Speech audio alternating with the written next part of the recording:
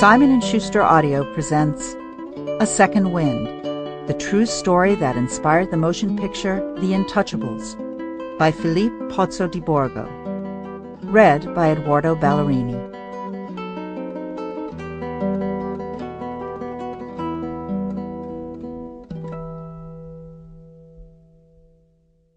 Memories Unbound.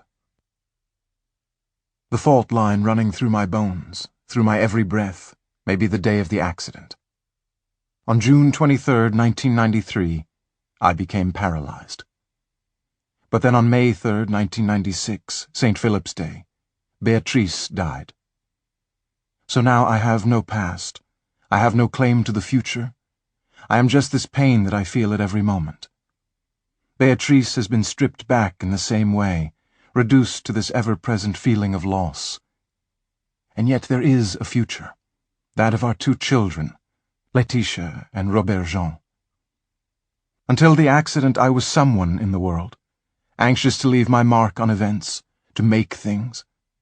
Since then I've become prey to endless thoughts, and since Beatrice died, to endless grief.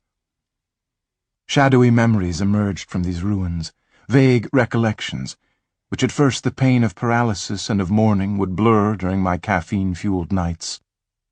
Searching deep within myself, I found the likenesses of the people I'd lost. Then my long, silent vigils started to bring back long-forgotten moments of happiness.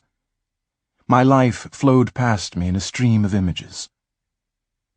I couldn't speak for the first few months after the accident because I'd had a tracheostomy, trach for short, an operation to insert a breathing tube into my windpipe so I could be put on a ventilator.